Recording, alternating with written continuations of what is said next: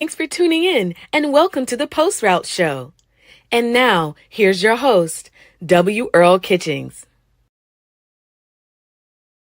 Evening and welcome to another edition of the Post Route. I'm your host, W. Earl Kitchings.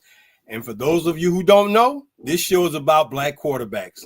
And every show, every Monday night here at 7 p.m. Eastern Standard Time, we like to have conversations, diving deep into some great conversations with black quarterbacks, both past and present.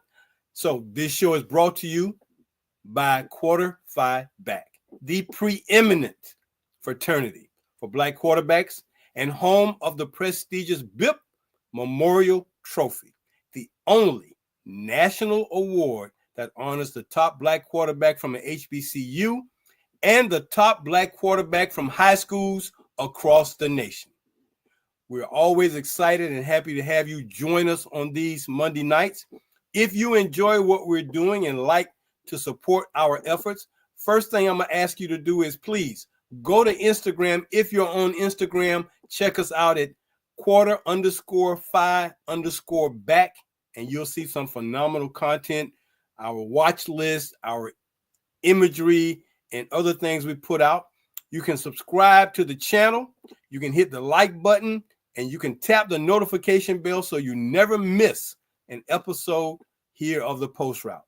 Once again, join us every Monday night, 7 p.m., for more phenomenal conversations. Before I get into our recognitions, because I'm going to give you our quarterbacks of the week and give you our national watch list, but let me just say this before I get or go any further. Congratulations to the Albany State Rams out of Albany State University in Albany, Georgia, for moving on to the second round of the Division II playoffs in the NCAA, and also to the Benedict College Tigers. They also advanced. If you haven't seen that phenomenal Ruski play they pulled to win the game on Saturday, you got to go check it out. It was almost like the old play that you saw the Tennessee Titans do where they threw the ball across the field.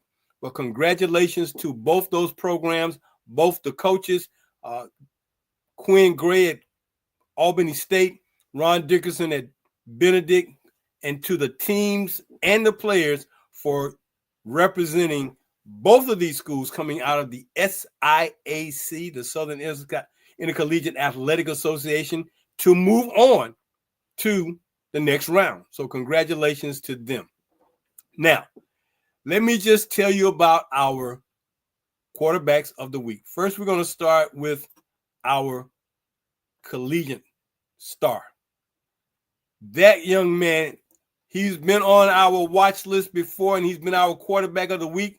But this week, our HBCU quarterback of the week is Isaiah Knowles, the graduate student out of Albany State.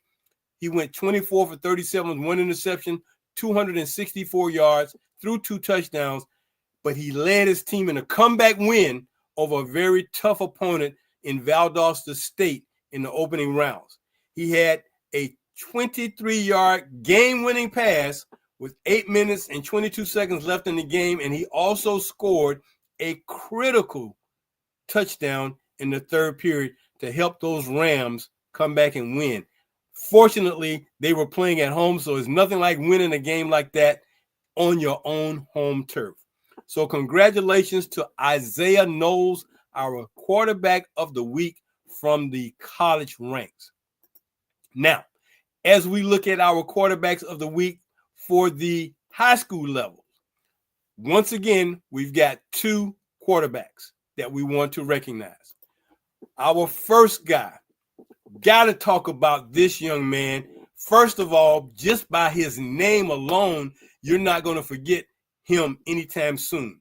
Lord Malik Heru, a freshman. That's right, 9th grade at Indian River High School out there in Chesapeake, Virginia. He led his team to a Virginia High School League regional playoff win with a 42-3 victory over Cox High School. But let me tell you why he's our co-player of the week. At the half, the score was 7-3. But in the second half of this game, he helped lead the Braves to 35 second half points. 4 of those 5 scores came by way of touchdown passes. 4 of the 5 scores. So you're tied going into halftime, 7-3. Both teams feeling like, hey, man, we got to make a statement. Lord Malik Heru, the 9th grader from Indian River, comes out. Now, the 231 yards are unofficial because we could not get all the statistics, but the 4 touchdowns are accurate, and the touchdowns that he threw in that second half are validated. Now, the other guy who's our high school quarterback of the week, I know you might be saying he was just on last week. This young man is raising eyebrows in the state of California. Jelani Dipple, a junior, Central East High School out in Fresno. Check out his stats. 17 of 18. 17 of 18. Almost a perfect night. 0 interceptions, 343 yards, 7 touchdown passes as he guided the Bengals of Central East High over Clovis High School by the score of 70-35.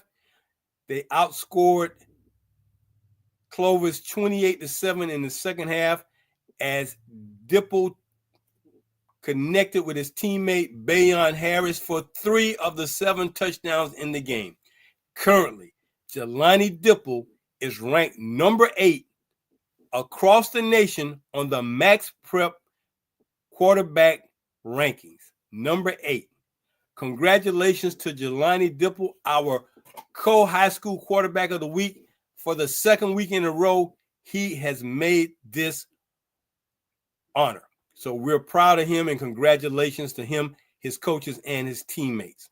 Now, let me go quickly through our rankings for this week at the collegiate level and tell you how these rankings are, because we are getting to the very, very end of this season.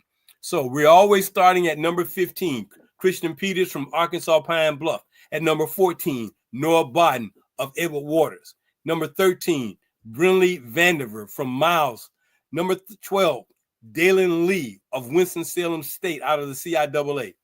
Number 11, Cameron Peters, a senior from Prairie View. They are on their way to the SWAC championship game, waiting to see if they're going to play Alabama State or Jackson State.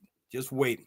At number 10, Xavier Jackson, the junior from Clark, Atlanta, out of the SIAC. At number 9, Andrew Body, Alabama State. At number 8, Jalen Tolbert from Alcorn State.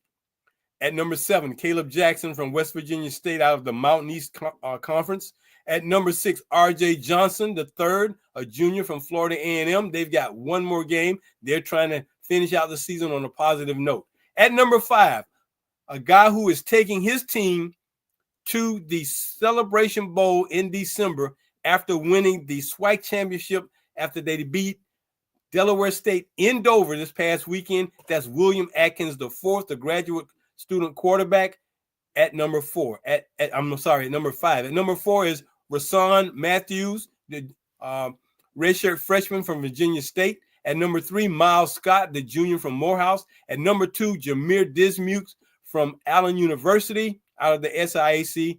And remaining in the number 1 spot, the senior from Johnson C. Smith, who led them to the CIAA championship and to the first round of the Division II playoffs, Kelvin Durant, our frat brother, who is now at 2,936 yards and 26 touchdowns. Except for the guys in the SWAC and the guys who are going on from the SIAC, all these guys' seasons are basically over. So right now, Durham is at the top, and we're going to be announcing the candidates for our 2025 BIP Memorial Trophy on December the 1st, next week, to let you know who's in the running to win our 2025 BIP. So those are the collegiate guys. Now moving on to the high school guys. Our high school quarterbacks of the week on our national watch list. At number 15, Michael Hill from Maryville, Indiana. At number 14, Taylor Lee from Pacifica in Oxnard, California. At number 13, Cedric Allen from Hot Springs, Arkansas. At number 12, Michael Mitchell, Archbishop Reardon from San Francisco. At number 11, Thaddeus Burrow, freshman from Hamilton High School in Los Angeles. At number 10, Star Thomas from Orange High School in Orange, California. At number 9, Jaden Jefferson, a junior from Cathedral High School in Los Angeles. At number 8, Donovan Dixon, the senior from Cactus Shadows out of Cave Creek, Arizona. At number 7, Andre Adams from Antioch High in Antioch, Tennessee. Coming in at number 6, Janaeus Kamir Hill, the senior from Lima High School in Lima, Ohio. At number 5, Trey Taylor from Carmel High School in Mundelein, Illinois. At number 4, still with opportunities to rise to get to the number 1 spot, Peyton Houston, the junior from Evangel Christian Academy out in Shreveport. At number 3, a guy who's been on our watch list all season long, although his season is over, he is still in the running, and we're going to find out just how good his season has been for him. Deshaun Laporte, the junior from Burbank High School in Burbank, California. At number 2, Keyshawn Henderson, the senior from Legacy High School in Spring, Texas. And moving into the number 1 spot for the first time this year with 4,096 yards, 52 touchdowns, the guy we just told you about, Jelani Dipple, the junior from Central East High School in Fresno, California. Once again, next Monday, we will give you the candidates who will be on the list of potential winners for our 2025 BIP Memorial Trophy. Now that we've gotten that taken care of, let me go to our guests for tonight. We have been blessed thus far this year to have several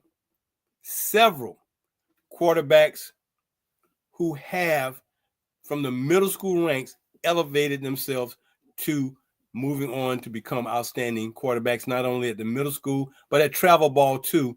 And then like Lord Malik Heru, who is now a 9th grader, like Thaddeus Burrow, who's also a 9th grader. They're taking their teams on into some great opportunities as the time goes on. Lord Heru is still in the playoffs. But tonight, I know it's going to seem like we got a direct connection to California. Well, guess what? I guess we do, because this young man hails from a part of Southern Cal that, hey, he is starting to rise up to become that next name you're going to hear about at the high school level.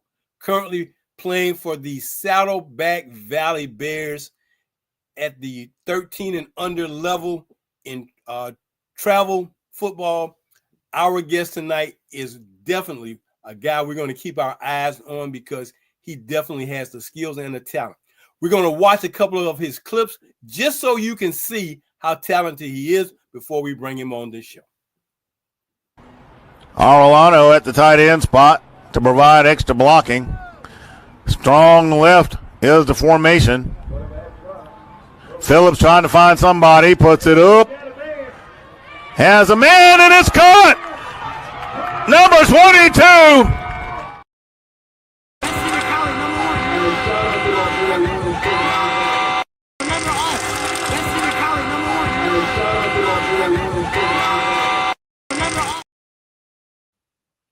Well, he's telling you to remember us. So tonight, please help me in welcoming our guest tonight, Mr. Ron Phillips Jr. Hey, Ron, how's it going tonight, my man? It's going great. It's going great. Nice hey, man, I like the way you put that ball up to let your receiver make a play, man. Sometimes that's what you got to do. You got to count on that receiver to make a play for you, and looks like that's exactly what you did in that particular game. Let's talk a little bit about this situation for you being in this travel team, because this seems to be probably the newest thing for a lot of guys to be on these travel teams. take us back to where this all started for you. You were telling me you come from the northeast part of the country. Now you're on the West Coast. Talk a little bit about that transition for you. So I'm originally from Amherst, Massachusetts, where football isn't as big, and I moved out here to California to get a better goal and a better opportunity, because California has, like, in my opinion, they have the best football, but so it was like a hard experience to go from Massachusetts to California. I was leaving all my friends and all my family, but California has been great to me. Great weather, and all the teams I played for had great coaches, and they all have been great programs, and all good stuff. Well, as you saw from our national watch list for high school guys, there are about 6 to 8 guys on that list from California. I mean, Yes, and that hasn't always been the case. We've been doing this watch list for about 4 years now. Last year, I didn't have that many guys from California on the watch list, but this year, now all of these guys from California. So, I mean, yeah, you're in the right spot.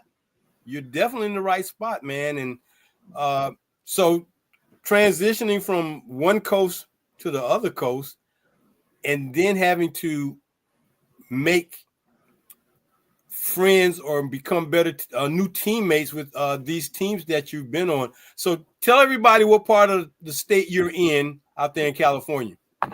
So right now in California, I live in San Clemente, California, which is in Orange County, between San Diego and LA. It's a good beach city. So a lot of beaches out here and good weather. So Are you happy to be out of that cold weather, man, over there in Massachusetts? definitely. The cold weather was killing me. Being in California, man, you get a chance to play and practice all the time. Yes, sir. That was also a main thing because in Massachusetts, once the fall season is over and the summer season, the winter time you really can't play outside because it's cold and it's snowing and stuff. So we get to in California, there's 7-on-7 and there's still like things you could do during the winter. In Massachusetts, you don't really have that. So it was like a big shock and like a surprise when we came out to California and they had all that stuff for us to do. So you are playing with a 13U team. Is that correct? Yes, sir. So talk a little bit about the competition of all these teams in these divisions, 13, 12, 14U. How strong is the competition for you, man? Because it's a lot greater for these type of teams than for middle school teams. The competition is amazing. There's it's high level football. So, all the kids are big, fast, strong.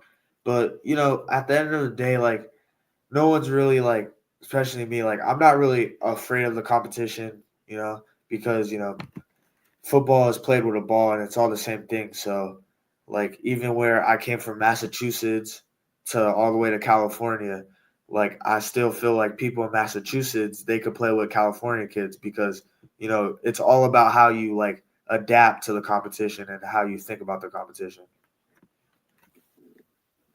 We were talking a little earlier about, how you got involved with playing football and how you moved from one position to another. Tell everybody about that story you were telling me about, man, how you started with one thing and how you got into football and how you progressed to be this quarterback that you are now. Oh, so my whole life, my dad and my uncle, they've been training me to, they trained me to play running back. They didn't even train me to play quarterback. So the parents, I guess, my first year I was young playing on a team, so I just played safety and I would get in for a couple of plays and get out the game. I was one of those must-play players, but I got a better, I got a better opportunity. I was young, so I got to stay down and play in 8U again. So I just remember the parents, telling the coaches put this kid in the game, put this kid in the game, And I was a kid, and they just put me in quarterback. And ever since I've been put in at quarterback, it's just been quarterback ever since. Does this feel pretty natural for you now to be the quarterback, man? Now that you've been doing this for a while, does it feel pretty natural for you just to be the guy that takes the snap, almost all the snaps, got to know all the plays, you got to know a lot of things? Does this feel natural for you? Yes, sir. It definitely feels natural for me. And, I feel like, well, again, like I'm not like I wouldn't say the typical quarterback, but, I'm not just like, I'm more of a dual threat quarterback. So I'm also going to run because, like,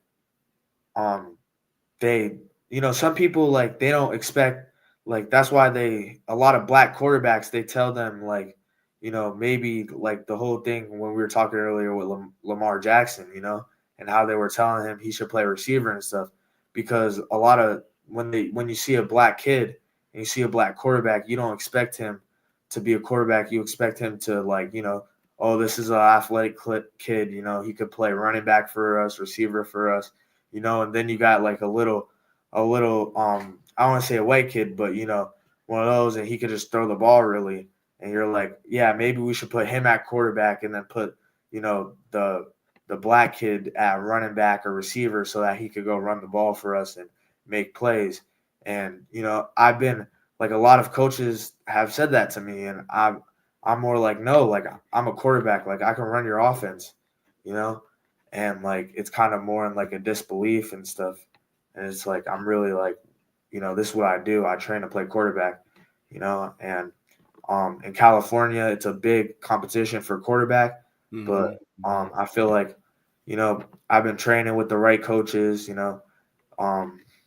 definitely shout out to the coaches at 3D because they got me right in the off season and first down training. So those were all my quarterback coaches, and they definitely gave me like, the good mechanics to become the quarterback I am today and throw the ball. Okay.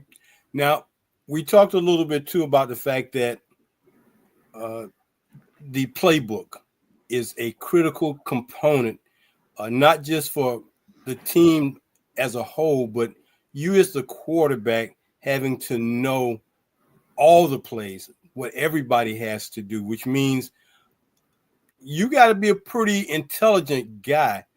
And how do you embrace that part? Because sometimes guys are athletic and they know enough to get by, but then again, some guys, man, they know that thing backwards and forward. How has that been for you learning, different playbooks and adjusting to different terminologies? It definitely was like, it wasn't hard. Yeah. Because again, I feel like I just studied it a lot. But, playing with the Ducks, as you see, like in my thing, we were more shotgun, passing the ball, trying to throw it down the field. Playing with Saddleback, the new team, great coaches, but we have probably, some of the best running backs in the county. So we're just trying to give it to them and, watch them run. So we're definitely running like an older wishbone fashion offense, We get in shotgun, but, when we get in shotgun, they know that we're throwing the ball. So it's hard sometimes.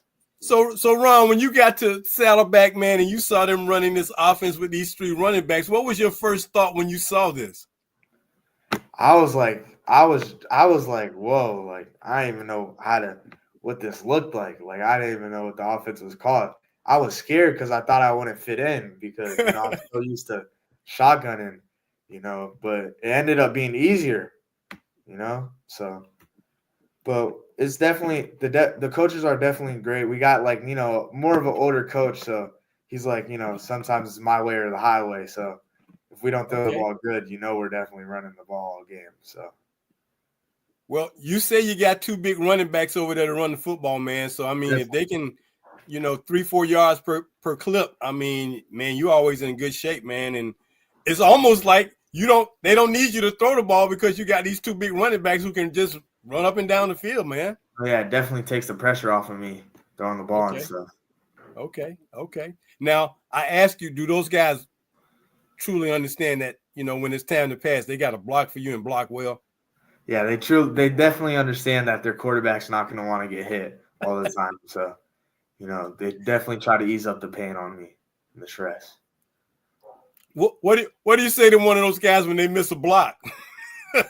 Man, it depends because the game's so high and the emotions are high. It's like sometimes it's just like, guys, we got to get together, Right. Talk a little bit about this command of the huddle, because we see guys on TV, man, they get in the huddle, and we see them going through the motions, but we don't really hear what they're saying. How important is that for you as a quarterback to have total command of that huddle? Definitely. Being in the huddle is, the hardest thing to do because you got to remember the play and you got to give the play back, So, and you got to give it confident because if you give the play and you go, like, you could be like trips right, post curl, the coach is telling you that, but then you'd be like, trips right, then we're going to run like a post and then we're going to run a curl. The offense is going to be looking at you like what? Like, you don't know what we're going to do? Like, come on, like, so you definitely have to like take full command and be in the game. Yeah. At your school, does everybody know you this quarterback guy, man? No, yes, sir. Like most of my teammates go to my school. Okay. So it's definitely a fun time. All right. Do they kind of brag on you a little bit? Sometimes. Well, it's nothing like having people talk about the good things you're doing, and I can see just from your demeanor, man, that you're having a lot of fun out there, and the transition is kind of working out for you. Yes, sir. Definitely is. Okay. I got a chance to meet your mother a little earlier, man. I saw you got 3 little brothers? I got two little brothers and a little sister. Okay. So you're the big man in the house when it comes to the kids, right? Yes, sir. Okay. And when they're watching you at the games, do you hear them cheering for you? No, I definitely don't hear them really cheering for me. But,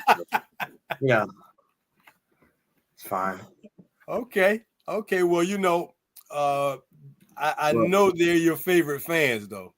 My mom is, though. She's the biggest cheerleader out of everybody for sure.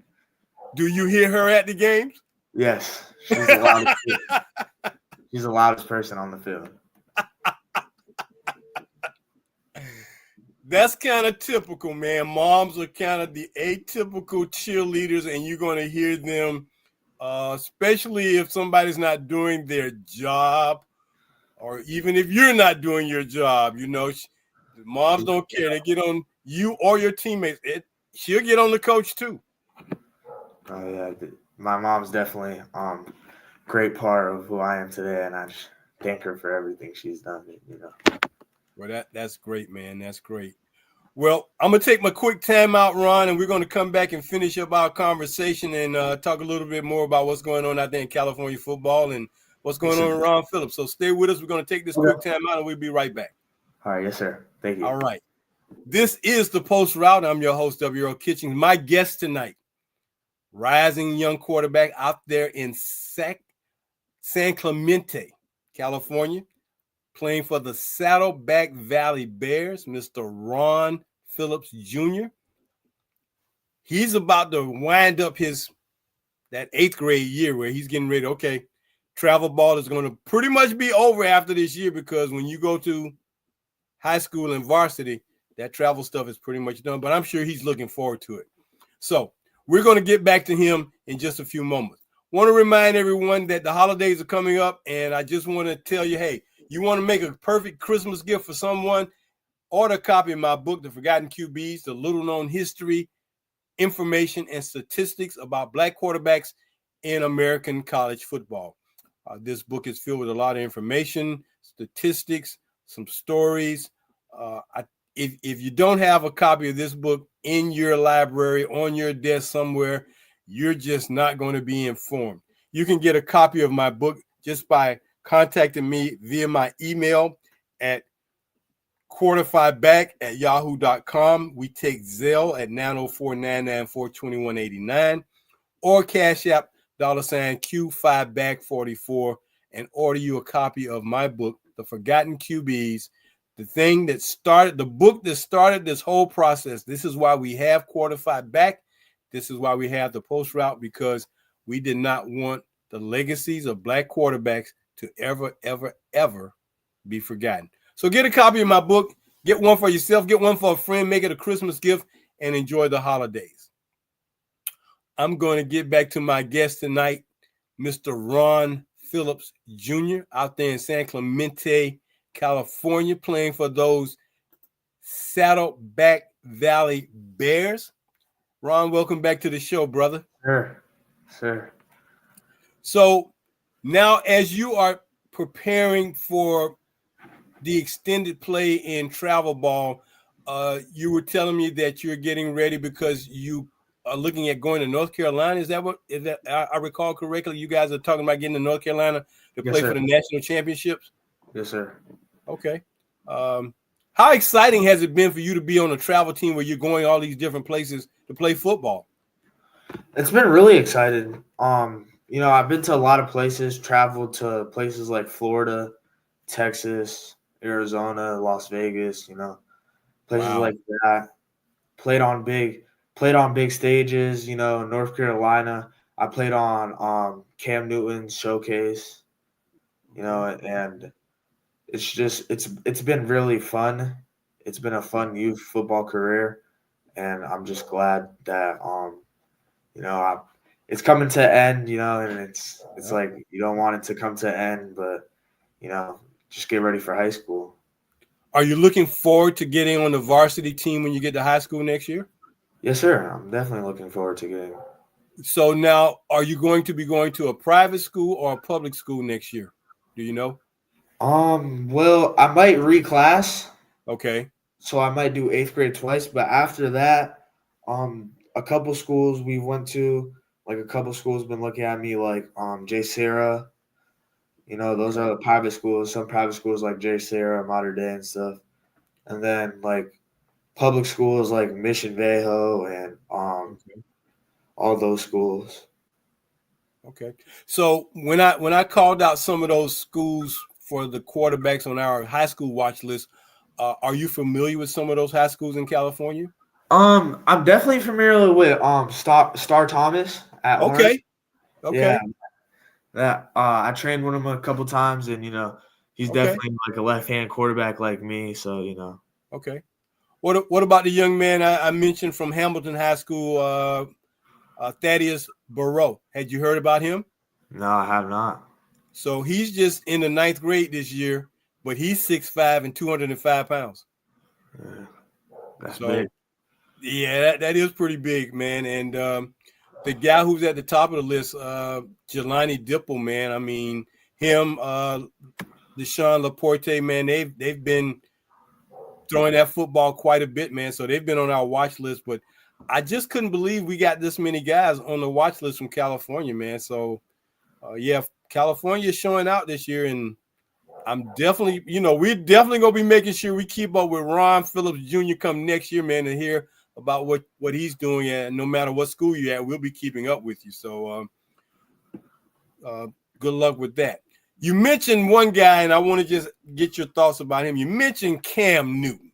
What do you know about Cam Newton, man? Can you talk to me about Cam Newton? Do you know a little bit about him? Cam Newton, he's a guy, he went to Auburn, played at Florida, went to the Panthers. Cam's definitely one of those quarterbacks that, a black quarterback should look up to and, try to be.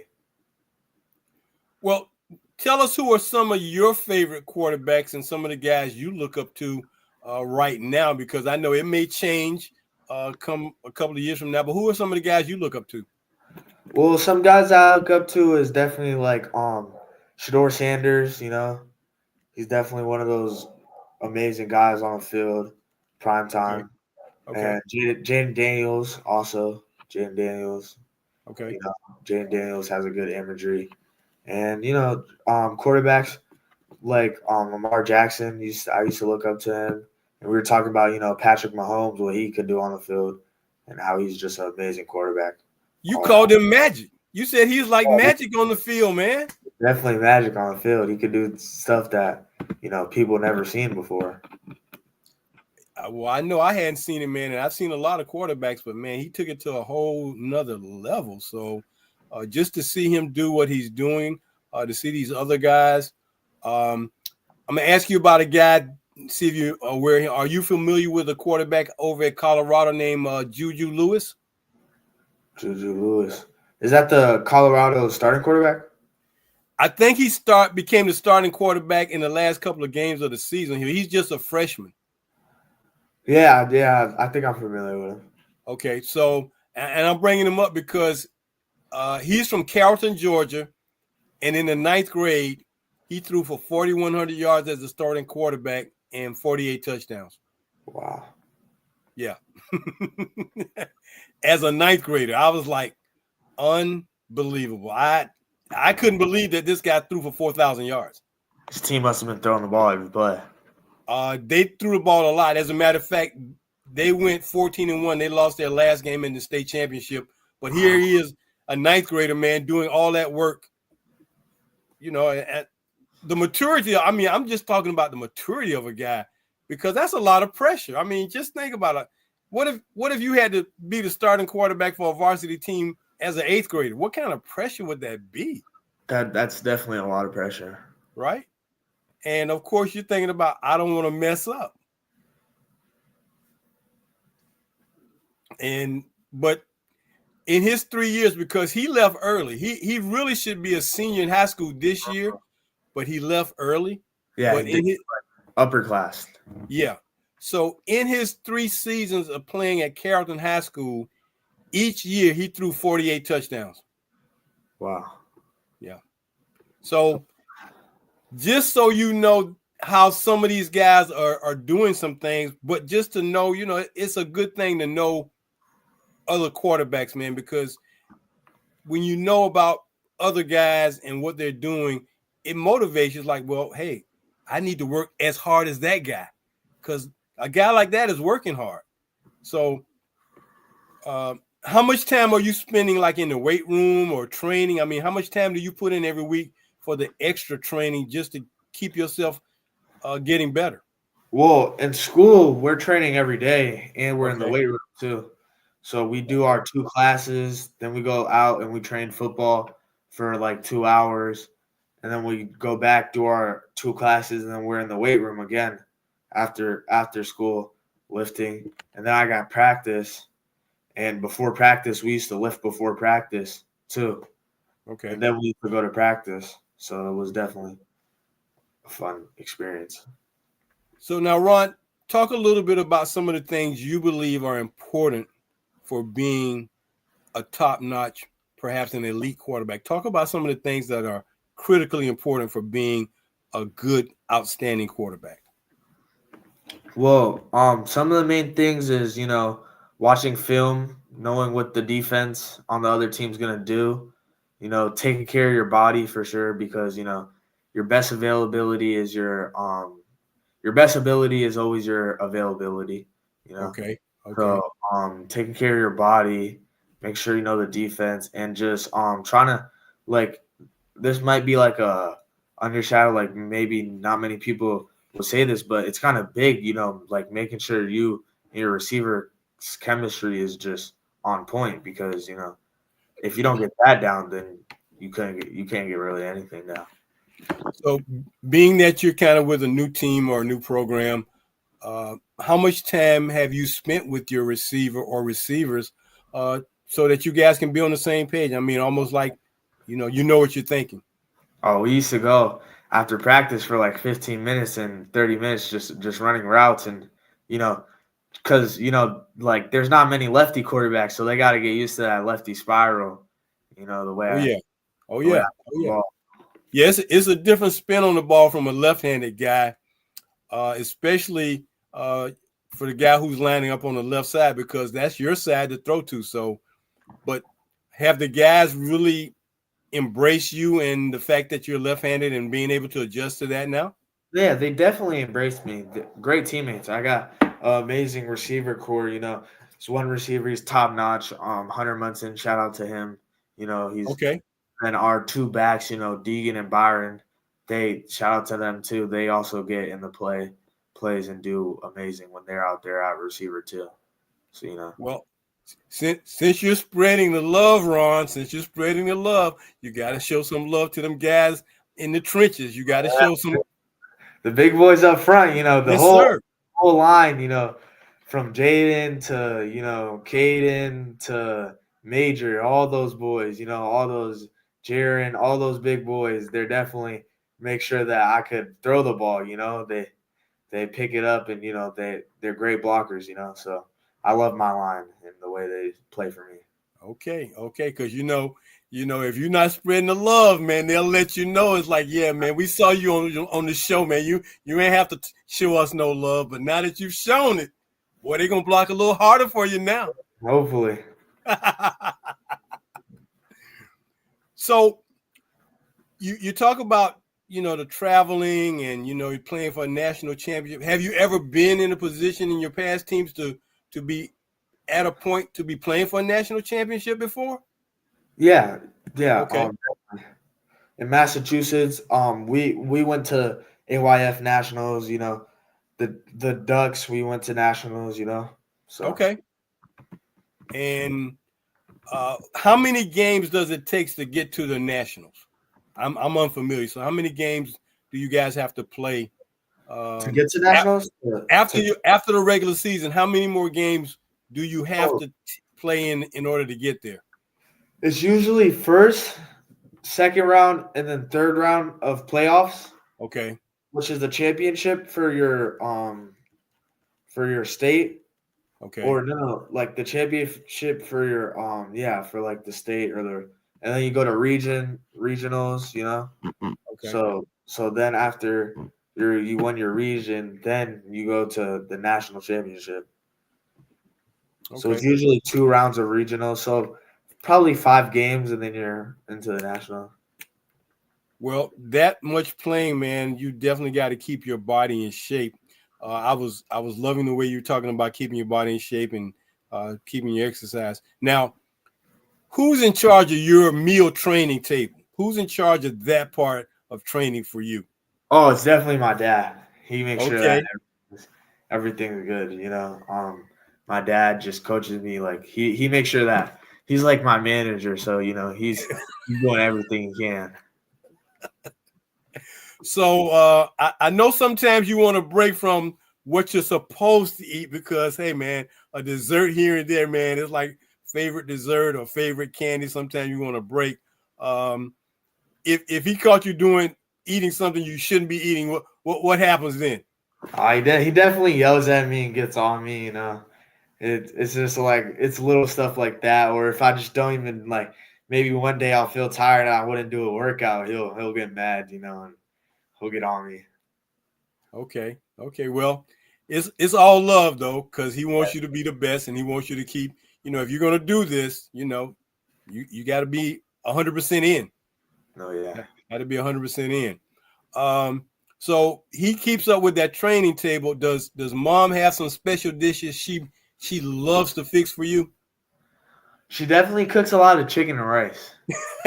Okay. It's definitely it's either chicken. Like it's chicken and rice is definitely 70% of the meals, Okay, what about pasta? Pasta. She cooks pasta. Okay. She's been getting better at cooking for us, Okay. Now, what are one or two of the her favorite meals that you just, man, when she cooks that, man, you just can't stop getting enough of it? Probably when she cooks she cooks barbecue chicken, mac and cheese, okay, and like collard greens, and that's probably my favorite meal. Okay. A little southern taste right there. I like that. And her cornbread is really good. Her cornbread. Oh yeah. You gotta put the cornbread in. I'd definitely be eating the cornbread like 2 days after it too. I'll just eat the cornbread for a snack, Yeah. Now, when it comes to desserts, what are your favorite desserts? Desserts. I would say probably apple pie. Apple pie is Okay. All right. And is that with or without ice cream? Without. No ice cream on your pie for you. No a la mode. That just ruins it. That just ruins it. I hear you. Let me talk to you a little bit about academics, man, in school, because I'm a big guy on making sure that guys are doing their academics. What's your favorite subject in school? My favorite subject is probably math. Definitely. Really? Yes. Okay. Math. All right. And going to college, what would you? I know you may not know now, but if you could choose something that you would really like to learn a lot more about and make your major, what would that be, Ron? Well, it'll probably be nurse anesthesiology. Really? Yes, sir. Yeah.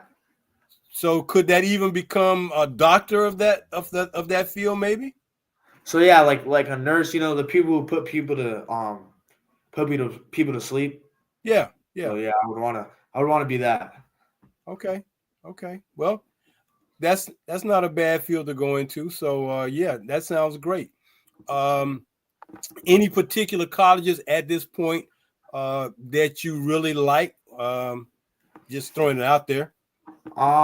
It's probably LSU, Oregon, and what else? LSU, Oregon, and and any other colleges that like I'll go to any really colleges, because it's just all about playing at that level. What coaches and the best, like how the weather is. It just comes down to all that and stuff. Well, Ron, you're out there on the West Coast. You're between San Diego and LA. I can give you 5 schools right off the top of my head: San Diego State, UCLA, USC, Cal. That's right. I mean, you're right there. I mean, you don't even have to leave the state. Yeah, it's definitely a great state. Great Stay out there on that coast, man. Oh, yeah. That would be interesting. I mean, if you become one of those outstanding quarterbacks, I would hope they wouldn't let you get out of the state.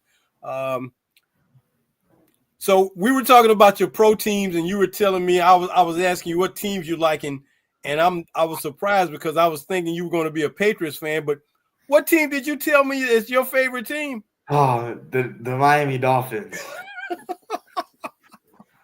Now, how is a guy from Massachusetts who moves to LA a big fan of the team in South Florida, man? How does that work? So so my dad's friend, he has his best friend. I call him Uncle Rel. So he just scared me into believing the Dolphins. Like I was scared of him, and I was just like, he was like, you're gonna choose the Dolphins, and I was like, yeah, the Dolphins are my favorite team, and ever since then, I like the Dolphins, and it's just stuck with me, and I had to. Can't be a bandwagon. Wow. I've never heard that before, man. I've never heard someone kind of say, hey, that's going to be your team. So you don't even have to look and consider anybody else. The Dolphins are your team. Yeah. I got one of the worst teams. So for right now. Yeah. Hey, give us till 2050. We're going to, be good. We got to wait that long? 2050? Yeah, maybe 2040 will be good. Man, you'll be sitting on the couch watching them by then. Yep, definitely. At least I'll get to see my team win a Super Bowl. So, Well, the Dolphins do still hold on to that record of being the only team. We're the greatest team of all time, We're the greatest team, the only team to ever go undefeated. So you know about that? Yeah, I have to. Oh my goodness. Yeah, well, they hold that, and every time a team looks like they're going to be undefeated and they lose a game, man, those guys throw a party. It's like, well, we still the only ones to be undefeated. We're still the greatest team of all time. Of all time, right? Yep. Wow. Only team to ever go undefeated. So the only team. Patriots could have done it, but they could have done it. The Bears could have done it. I mean, it's been a couple of teams that were right there, but they didn't punch it through. So, and you know what though? Your dad's friend who's basically made you become a Miami Dolphins fan, he will probably tell you that the Dolphins, when they were winning those Super Bowls back to back, they had 3 running backs. They had 3 running backs, man, and those 3 running backs, man, they had a big fullback by the name of Larry Zonka. They had a guy who was kind of big and fast, and then they had a guy who was just pure speed. So it was Larry Zonka, Jim Kick, and Mercury Morris. Those 3 guys are who the Dolphins rested their background, their running back field on to win the Super Bowls, man, because without those 3 guys, they would have never made it. No, yeah, definitely. And then later on, of course, one of the greatest quarterbacks in the NFL to ever play, Dan Marino. Would you agree? Yeah, one of the greatest of all time. Yeah, that guy, he has such a quick release, man. I mean, if you could learn anything, learning that would be so critical, man. Yeah, it's critical as a quarterback having a good release. Having that quick release. I mean, he wasted little time getting the ball out, man. But that's something you have to work on, I guess. Yes, sir. Okay. Well, obviously, you're not afraid of work. No, sir. I work out every day. That's what I do. Well, that's a good thing, man, because, when things rest on your shoulders like that. So, hey, what can you say? Now, if you could meet any quarterback, past, present, any quarterback, who would you want to meet? Oh, that's tough. Michael Vick, probably. Really? Yeah, Michael Vick. Because he's left-handed? Yeah, he's definitely one of those quarterbacks that either Michael Vick or and just to talk about him, are they in the NFL right now, or they have to be out the NFL? It doesn't matter who they are and where they are. Oh, whatever quarterback you could meet, who would you want to meet? Shedeur Sanders, Is that right? Have a feeling to have a dad, just to have a dad be so good in the NFL. Deion Sanders was definitely, one of those players. So, and then just to have a dad that's pushing him and just prime time and how he had to play high school, having that whole I used to watch that documentary, the episodes of him in high school and how he was in Texas and, leading up into Colorado and just following his career. Yeah. So, he's just been one of those quarterbacks that I always looked up to, And, I wear the number 12 because, he's 12. Oh, is that why you do number 12? Yeah, so that's the number right there, 12. Okay. We're both 12 now. Okay. Well, since you mentioned the relationship that Shedeur has with his dad, Deion, what do you think about that? No, that's I think that you always need a dad, to be your coach and to push you, Shedeur wasn't getting no days off, his dad was gonna tell him when something's wrong and yell at him and tell him to do his workout, so my dad he likes to say he likes to bring that up a lot, Shedeur wasn't doing this and Shedeur wasn't doing that, so to get me to lock in and do workouts and stuff. Well, I know as a dad, I really value the relationship between fathers and sons, man, because it's critically important that fathers and sons have that relationship, not just for a little while, but and it's gonna be some ups and downs. We're gonna get at each other, but when I'm in your corner, when I got your back, and I got your back, man, and we got that really solid relationship, man. I mean, I love seeing him and Shedeur interact, man. I mean, forget the football, just to see him talk to him and embrace him and hug him, father to son, man. It's so important. My dad always used to say that saying, there's nothing like, a mother's love and care, but there's nothing like a father's discipline. Yep. So yeah. Well, when you get to be a dad, I'm sure you'll understand, but it's just something that is to help you grow so that you don't take some things for granted. I think that's the way I look at it, because a lot of things, as a black man talking to a young black man, a lot of things will come at you, have come at me, and we have to deal with different experiences.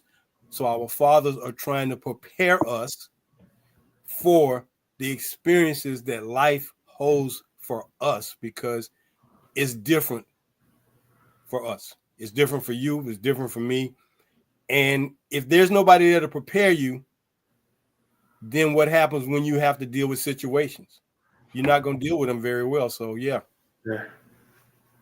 And, when you become a father, you got to raise your son or daughter up. So, yeah, it's critically important, man. So, yeah. Just that part, man. I just love that part right there. And I got an acronym that I share with some people, man. It came from the movie A Few Good Men with Cuba Gooding and Robert De Niro, where he was the deep sea diver. I don't know if you ever saw that movie. No, I never saw it. But his dad had built him a homemade radio, and he inscribed on the side of the radio ASNF. ASNF. And what that meant was a son never forgets. A son never forgets. That's definitely. And I take that to heart, man, because I got two adult sons, but it's important that we have a good relationship. My sons are a part of my organization that we do. And, it's important. I just think it's valuable that we have to teach our kids. Yes, sir. So for sure, man. Well, look, I have enjoyed my time with you, young man. You are a fine guy, but I got to do this one thing before I let you go. Sir. And this is the most important part of the show. Most important. So tonight, Ron Phillips Jr., by you being my guest on the Post Route tonight, you are now inducted into what we call the quarterback back fraternity. Yes, sir. You are now a member of the fraternity for black quarterbacks known as quarterback back. Congratulations, young man. Welcome to the brotherhood, because that's what we are. As you can see in that picture, that's what we want to emulate, a brotherhood of black quarterbacks. And now you are part of the family. Thank you. I'm glad to be here, Coach. Man, this is great that we are able to do this every Monday that we do this, man, because we take this so to heart about being a part of this. So welcome to the brotherhood, man. We're going to get our letter to you for lifetime membership, your lifetime membership certificate, so that you know that forever and a day you are part of this brotherhood of black quarterbacks, man, because, hey, we don't want your legacy and theirs to ever be forgotten, because you are important to being there for that next wave of guys, man. So congratulations, Ron. Yes, sir. Thank you. Very good. We're going to close out, man, but I'm going to ask that you just stick around after we close out, because I got a couple of more things I need to get from you and share with you and your mom and or your dad. So thank you again for being a part of the show, man. Welcome to the brotherhood, and continue good luck, man. And let us know what's going on with that national championship journey that you're about to be on. Sure, I'll keep you guys in touch. Appreciate it, man. You take care. God bless you. Thank you. Thank you for having me on the show. Thank you. All right, no problem. No problem. Hey, well, that's going to do it for us tonight. Another brother added to the fraternity of brothers of the brotherhood of quarterback back. We want to thank Ron Phillips. We want to thank his mom and dad for giving him an opportunity to be on a show. We're going to ask that he continue to stay healthy and stay blessed. Well, until next time, we want to thank everyone for tuning in. I want to thank my crew. And until next Monday night, like we always say, go deep and go for the bomb. See y'all next Monday night, everybody. Take care. Have a good week.